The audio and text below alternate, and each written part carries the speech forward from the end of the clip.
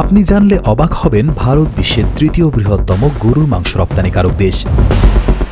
এর মধ্যে সবচেয়ে বেশি রপ্তানি করে সুনীল কাপুরের মালিকানাধীন আরাবিয়ান এক্সপোর্ট এবং অতুল সাভারওয়ালের আল কাবের এক্সপোর্ট নামের দুটি প্রতিষ্ঠান। ভারতে গরুর মাংস নিয়ে নানা বিতর্কিত ঘটনা ঘটলেও দেশটিতে প্রতি বছর বিশ্বের ৭০টি দেশে প্রায় ১০ লাখ টন গরুর মাংস রপ্তানি করে। যদিও পার্শ্ববর্তী বাংলাদেশেই গরুর রপ্তানি নিষিদ্ধ করেছে তারা, কিন্তু সেই নিষিদ্ধ করাই যেন শাপে বর হয়েছে বাংলাদেশিদের জন্য। ২০১৪ সালে ভারত বাংলাদেশে গরু রপ্তানি নিষিদ্ধ করার পর বাংলাদেশের গরুর খামারে যেন এক বিপ্লব ঘটে। তারই ধারাবাহিকতায় বর্তমানে গরুর মাংসে স্বয়ংসম্পূর্ণ বাংলাদেশ। বিশ্বব্যাপী গরুর মাংসের চাহিদা মাথায় রেখে বিশ্বের অনেক দেশেই গড়ে উঠেছে অত্যাধুনিক বিফ প্রসেসিং ইন্ডাস্ট্রি,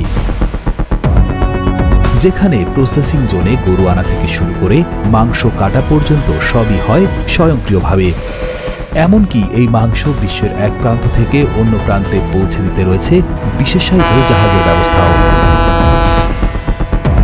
তবে ইসলামী বিধান অনুসারে এই মাংসের সবই কিন্তু হালাল নয়। অনেক পশ্চিমা দেশেই গরুর মাংস প্রসেসিংয়ের সময় ইসলামী অনুশাসন অনুসরণ করে না, ফলে মুসলিমদের জন্য সেসব মাংস সাধারণত হালাল হয় না। এই সমস্যা সমাধানে উন্নত দেশগুলোতেই আবার রয়েছে বেশ কিছু হালাল মাংস উৎপাদনের আধুনিক কসাইখানা, যেখানে ইসলামী রীতি মেনে আলেমদের উপস্থিতিতে প্রসেসিং করা হয় উৎকৃষ্ট গরুর মাংস। আধুনিক পদ্ধতিতে গরুর মাংস প্রসেসিংয়ের সময় মেশিনের মাধ্যমেই গরুর চামড়া ছাড়ানোর পর পেট থেকে বের করে ফেলা হয় লিভার, পাকস্থলী, কিডনি, ফুসফুসের মতো অভ্যন্তরীণ বিভিন্ন অঙ্গ।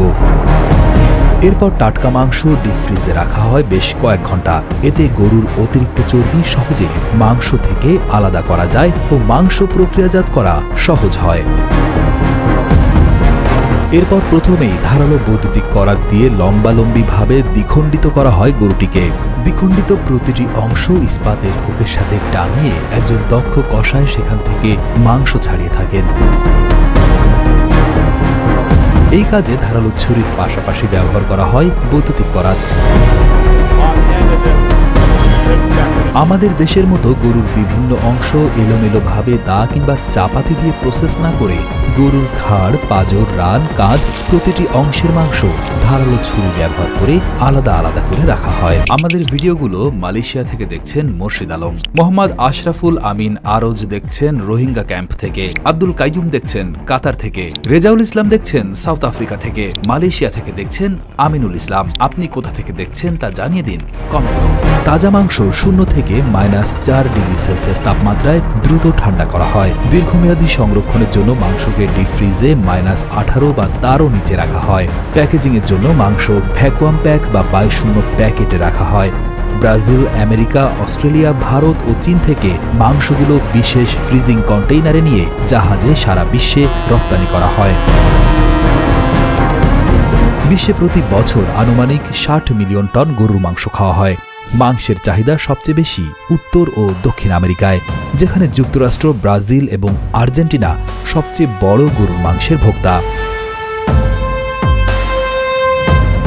বিশ্বে গরুর মাংস উৎপাদনের জন্য হাতে গোনা কয়েকটি জাতের গরু ব্যবহার করা হয়, যেমন যুক্তরাষ্ট্র ও স্কটল্যান্ডে জনপ্রিয় অ্যাঙ্গাস, যুক্তরাজ্যে জনপ্রিয় হেরেফোর্ড, ভারতীয় জাত ব্রাহ্মান ব্যাপকভাবে লালন পালন করা হয় দক্ষিণ আমেরিকায়। তবে সবার সেরা জাপানি গরুর মাংস, যা ওয়াগু নামে পরিচিত। বিশ্বের অন্যতম দামি মাংস হিসেবে পরিচিত ওয়াগু 400 গ্রামের দাম প্রায় 24,000 টাকা।